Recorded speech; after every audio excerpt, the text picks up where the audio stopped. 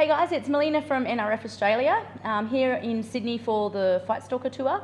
At the moment I am in Gladesville at PTJ Muay Thai. I'm here with trainer Andy Parnham. Just wanted to have a bit of a chat with him about a few things. So, how you going, Andy? Good. Oh, yeah, wonderful. Great to have you in sunny Sydney. Yeah, cool. It is actually really sunny today and a really nice day, so that's awesome. So basically I just wanted to have a bit of a chat to you. First of all, just wanted to get a bit of background history on your fight career and then your transition into opening up a gym. Cool. Basically, I started training when I was about 18 years old, 19 years old actually.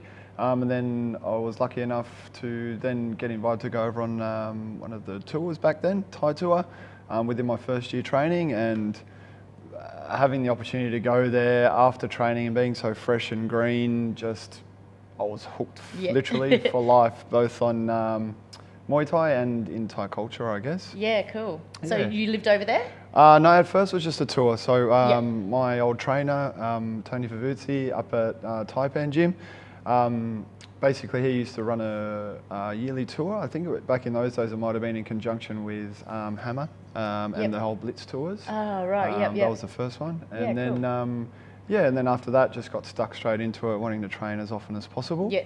Back in those days, Muay Thai, like I guess in its purest form, with all weapons being open, was illegal then. So it was kickboxing. Right. So kind of forced to have some kickboxing fights, just to get me into it, and which wasn't. It was just to stay active, and it was all shin guards back then too. Yeah, so right. Yep. Everyone had to wear shin guards. It's come back full circle now, hasn't it? It has, yeah. And.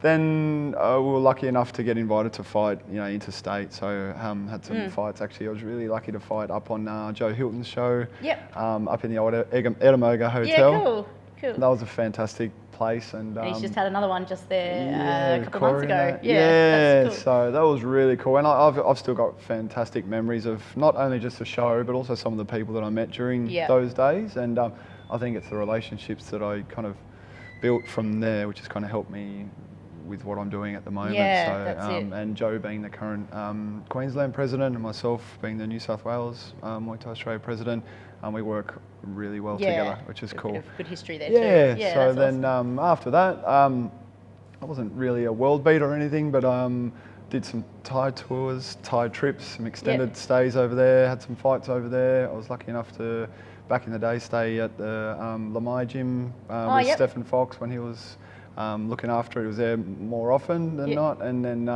and some of the trainers back then were fantastic, and the scene in Samui back then was really cool.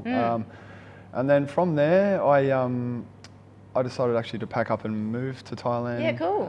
In about 2002, off the back of the IFMA World Cup. Oh, right. Yep. Yeah, fought for Australia on that. Just lost in the to Thailand in the bronze medal bout. And stayed on. I was training training and getting ready for fights, but I was supplementing that by teaching on the weekends. Yep. And I got headhunted to go work in a school full time, and the money was good. And so when you were teaching Muay Thai or I was English? teaching English on the weekends to Thais, and then they headhunted me and offered me a full-time gig, and the money was good at the time. Yeah, and awesome. I was just, it just seemed right to take a year off and do that and get some money behind me to get settled over there. And 1 year turned into 2, turned into 5. So ended up over there for 5 years straight. Yeah, right. And did you fight again after in that time? Or? No, after that I was done. But big fan and still kind of had fingers in a few pies and helped out whenever possible with Stefan and a couple of the things that he was doing there. And the school that I was working with over there actually got wind of me being a former fighter, and in the bilingual program that I was working in at the time, let me teach Muay Thai to Thai kids as a part of their English curriculum, which was very cool, and I was honoured to do that as well. So, especially in their own country, that's really cool. It was really cool, and that kind of ignited passion for teaching, I guess, and learning how to teach in schools also helped kind of ignite a passion in teaching people about Muay Thai. And I've loved it. Like when I moved back, started helping out at my old gym, some of the fighters and everything like that, and where I was living, there was nothing really around, which, and there's some gyms on either side of where we are, but Yep. I'm lucky enough to kind of have open reigns around here, Yeah, cool. and we opened up, and I haven't looked back since. Yeah. It's been awesome. Yeah. So how long have you been open here for now? We're into our 8th year, so 2009 we awesome. opened up. Yep. We've had some tough times in the Yep. start. We had one of our boxers pass away, but Oh, sorry to hear that. yeah, but that kind of shaped us as a gym, and I feel that kind of through him and what happened around that has helped shape us into what we are Yeah, today. right. Yeah. Do you feel like it's sort of made you look a really close-knit family kind of thing? Yes, Yeah. yeah. And even Yeah. though we go through the cycles, obviously, like every gym does, of Yep. you know, members as well as fighters and everything like that, I feel that spirit's still here. Yep. And You can I feel it when focus you on walk that. in. You know, when I've walked in, you know, everyone's really friendly and inviting, and you know, Yeah, there's, cool. there's no egos or anything like that. It's a really lovely place to come and train at. Cool, good to hear. Yeah, So yeah. and that's how we got to where we are today. I guess we're lucky in that we've got Singh Piak, who's now been with us for just over 3 years, nearly 4 now. So it's almost half the life of the gym, I guess. Yep. And he's been a real valuable addition to the Yeah, team, and that's he's cool. fit right into. So at the start, it was really hard with the language and the Yep. teaching side of things, but now he's like His language fully, English is really yeah, good. it's cool. And that's the other good thing, because you know, when you hear the Thai sounds coming out of here from the Thais, it's like, you know, it just reminds you of being in Thailand at the gyms cool. there, and you know, just hearing that all the time, it's even kind of soothing. Yeah. It sounded weird to say, but yeah, and the language, and we find like some of the, you know, really the whole Muay Thai tourism thing has really helped us as well. So Yeah. people go over there on, instead of a yoga trip, are doing the Muay Thai Yep. thing now, and we're finding that that's helping too. Like people go over there, they come back, and they're Yep. all ramped up, ready to go, and they come in here, and that we've got that vibe, and Yes. and even the Thai language part, which language doesn't mean anything like when Yep. it comes to Muay Thai, but people love still it's hearing something it, different, you know, and you're they not love just it. going in Yeah. there, punching a bag and getting told, you know, normal things kind of thing. It's still got that tradition to it. Yeah, it's Yeah. nice, and and also like we've got the addition of Guang now, and Guang really coming out of his shell. He's a real Yeah. character too. He's a cheeky little bugger that he, as his language starts to develop, Yep. he's becoming another part of the team, I guess. So, Yeah, cool. Well, that's awesome. So at the moment, what classes do you guys offer here? We've gone full circle. So when we first opened up, it was just like a big fighter focus, Yep. I guess. But in the last year, we've really kind of, I guess our kind of hashtag or slogan at the moment is Muay Thai for everyone, Yep. because I've been real passionate about making Muay Thai. I think Muay Thai is, should be available to everybody, That's whether it. they're kids or women or Getting men. exposure out to the general public as well and bringing them in. Yeah, big time, and Mm. it's really daunting. When asking members for the first time they come, you can see that they're really Yeah. worried about coming out, and we just try and make it like the new paint job and everything like that. Try to make it a little bit bright. What colour a was little it bit more- before? Orange? No, it was like a dismal beige.